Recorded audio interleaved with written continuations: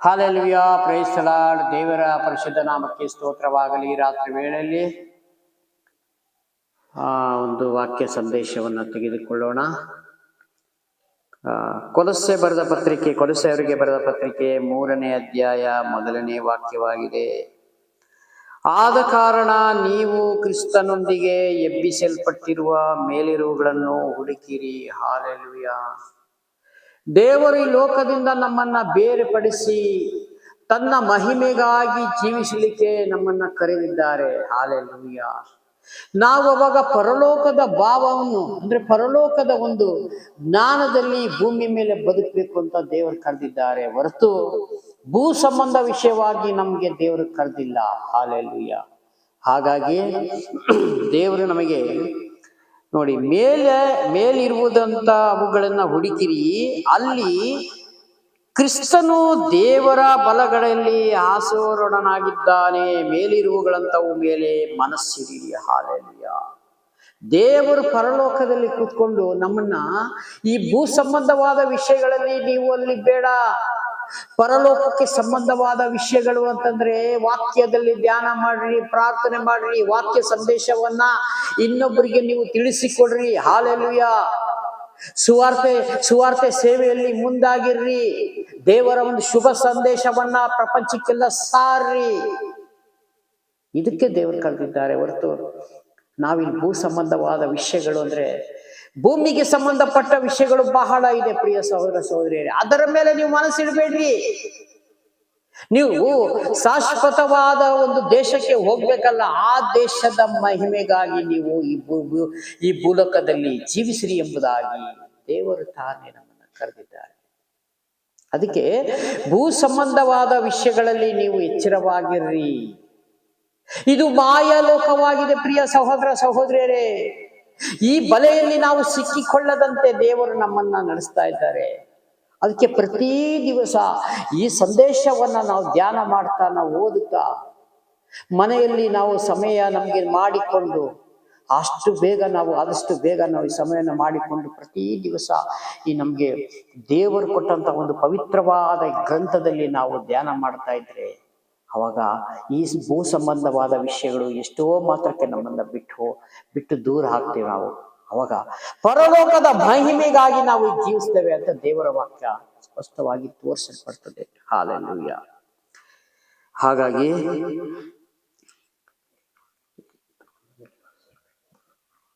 ಯಾಕೆಂದರೆ ನೀವು ನೋಡಿ, ನೀವು 3ನೇ ವಾಕ್ಯ ಹೇಳ್ತದೆ, ಯಾಕೆಂದರೆ ನೀವು ಸತ್ತಿರಲ್ಲ, ನಿಮ್ಮ ಜೀವವು ಕ್ರಿಸ್ತನೊಂದಿಗೆ ದೇವರಲ್ಲಿ ಮರೆಯಾಗಿಟ್ಟಿದೆ.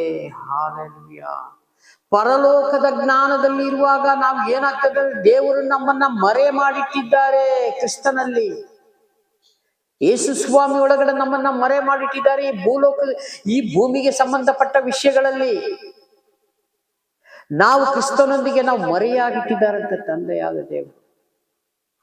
ಕಡೆ ಟೈಮಲ್ಲಿ ಕರೆದಾಗ 4 ದಿಕ್ಕುಗಳಿಂದ ತನ್ನ ದೂತರನ್ನು ಕಳಿಸುವಾಗ ನಮ್ಮನ್ನೆಲ್ಲ ಎತ್ತನ್ನು ಮಾಡ್ತಾರೆ.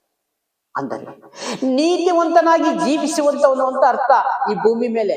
ಹಾಲೆಲೂಯಾ.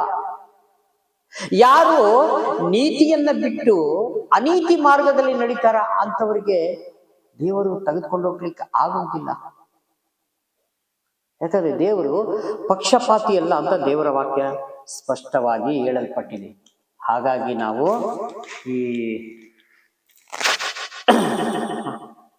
ನಾವು ಅದೇ ಕೊಲೊಸ್ಸೆ ಪತ್ರಿಕೆಯಲ್ಲಿ 3ನೇ ಅಧ್ಯಾಯ 17ನೇ ವಾಕ್ಯ 2 ವಾಕ್ಯಗಳನ್ನು ತೆಗೆದುಕೊಳ್ಳೋಣ. ನೀವು ನಡೆಯಿಂದಾಗಲಿ ನುಡಿಯಿಂದಾಗಲಿ ಏನು ಮಾಡಿದರೂ ಅದನ್ನೆಲ್ಲವನ್ನು ಕರ್ತನಾದ ಯೇಸುವಿನ ಹೆಸರಿನಲ್ಲಿ ಮಾಡಿರಿ. ಹಾಲೆಲೂಯಾ. ನಡೆಯಿಂದಾಗಲಿ ನುಡಿಯಿಂದಾಗಲಿ ಯಾವುದನ್ನು ನಾವು ಮಾಡುವುದಾದ್ರೆ ಯೇಸುವಿನ ಹೆಸರಿನಲ್ಲಿ ನೀವು ಮಾಡಬೇಕು ಅಂತ ಹೇಳ್ತದೆ ಈ ವಾಕ್ಯದಲ್ಲಿ ನಮ್ಗೆ ಈ ಸತ್ಯವೇದ ಹೇಳ್ತದೆ. ಹಾಲೆಲೂಯಾ. ಭೂಲೋಕದ ಸಂಬಂಧವನ್ನು ಬಿಟ್ಟು ಪರಲೋಕಕ್ಕೆ ನಾವು ಹೋಗ್ಬೇಕಲ್ಲ, ಅದನ್ನ ನೀವು ಚಿಂತೆ ಮಾಡ್ರಿ ಅಂತ ಹೇಳ್ತದೆ ದೇವರ ವಾಕ್ಯ. ಇಲ್ಲಿ ನಿಮಗೆಲ್ಲ ಬರ್ತದೆ.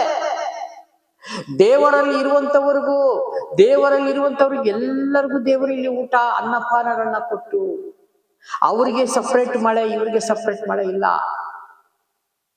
ಎಲ್ಲರಿಗೂ ದೇವರು ಸಮವಾಗಿ ಭೂಮಿ ಮೇಲೆ ಕೊಟ್ಟಿದ್ದಾರೆ ಇವತ್ತು. ಆದರೆ ಈಗ ಯಾರು ಗ್ರಂಥವನ್ನ ಧ್ಯಾನಿಸಿ ಅದರ ಪ್ರಕಾರ ಜೀವಿಸುವಂತವರಿಗೆ ಮಾತ್ರ ನಿತ್ಯ ರಾಜ್ಯಕ್ಕೆ ಸೇರಲಿಕ್ಕೆ ಸಹಾಯ ದೇವರು ಮಾಡಿದ್ದಾರೆ.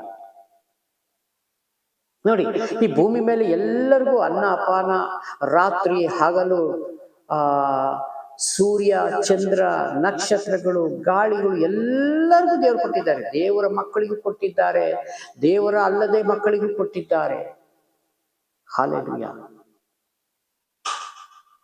ಇದು ಯಾವಾಗ ದೇವರು ಪರಲೋಕಕ್ಕೆ ನಾವು ಕರ್ಕೊಂಡು ಹೋಗ್ಬೇಕಂದ್ರೆ ಈ ಗ್ರಂಥವನ್ನ ಧ್ಯಾನಿಸಿ ಇದ್ರ ಪ್ರಕಾರ ಜೀವಿಸಿ ಮುಳುಗಿ ದೀಕ್ಷಾಸ್ಥಾನ ಮಾಡಿಕೊಂಡು ದೇವರ ಹೆಸರಿನಲ್ಲಿ ಬದುಕುವರು, ಅವರ ಮಾರ್ಗದಲ್ಲಿ ನಡೆಯುವಂತವರು ಪರಲೋಕ ರಾಜ್ಯಕ್ಕೆ ಸೇರ್ತಾರೆ ಅಂತ ಸಂದೇಶ. ಹಾಗಾಗಿ ನಾವು ಇದ್ರ ಪ್ರಕಾರನೇ ನಾವು ಜೀವಿಸಿದಾದ್ರೆ ನ್ಯಾಯ ತೀರ್ಪಿಗೆ ಒಳಗಾಗುವುದಿಲ್ಲ ಅಂತ ಯೇಸುಸ್ವಾಮಿ ಹೇಳ್ತಾರೆ. ನ್ಯಾಯ ತೀರ್ಪಿಗೆ ನಾವು ಒಳಗಾಗುವುದಿಲ್ಲ. ಹಾಗಾಗಿ ಈ ಕೊಟ್ಟಂತ ಸಂದೇಶಕ್ಕಾಗಿ ಚಿಕ್ಕ ಒಂದು ಪ್ರಾರ್ಥನೆ ಮಾಡಿ ಮುಕ್ತಾಯ ಮಾಡಿಕೊಳ್ಳೋಣ. ಕಣ್ಮುಚ್ಚಿ ಪ್ರಾರ್ಥನೆ ಮಾಡಿಕೊಳ್ಳೋಣ. ಪ್ರೀತಿ ಸ್ವರೂಪನಾದ ದೇವರೇ, ರಾಜಾದಿರಾಜನ ಯೇಸುಸ್ವಾಮಿ, ನಿಮ್ಗೆ ಮಹಿಮೆಯಾಗಲಿ. ಸ್ತುತಿಗಳ ಮಧ್ಯೆ ವಾಸ ಮಾಡುವ ದೇವರೇ, ಎಲ್ಲ ಸ್ತುತಿಗಳ ಮಧ್ಯೆ ವಾಸ ಮಾಡುವ ತಂದೆ ಯಾವುದು ದೇವರೇ, ವಿಡಿಯೋ ಮುಖಾಂತರ ನೋಡುತ್ತಾ ಪ್ರತಿಯೊಂದು ಕುಟುಂಬಗಳನ್ನ ನೆನೆಸಿ ನಿಮ್ಮ ಕರಗಳನ್ನು ಒಪ್ಪಿಸ್ಕೊಡ್ತಾ ಇದ್ದೀನಿ ಸ್ವಾಮಿ ದೇವರೇ. ವಿಡಿಯೋ ಮುಖಾಂತರ ನೋಡುತ್ತಾ ಪ್ರತಿ ಒಂದು ಕುಟುಂಬಗಳನ್ನ ನೆನೆಸಿ ನಿಮ್ಮ ಕರಗಳನ್ನು ಯೇಸು ನಾಮದಲ್ಲಿ ಬೇಡುವಂತೆ ಜೀವನ ತಂದೆ. Price the lord. ದೇವರೆಲ್ಲರನ್ನು ಆಶೀರ್ವದಿಸಿ. ಆಮೆನ್.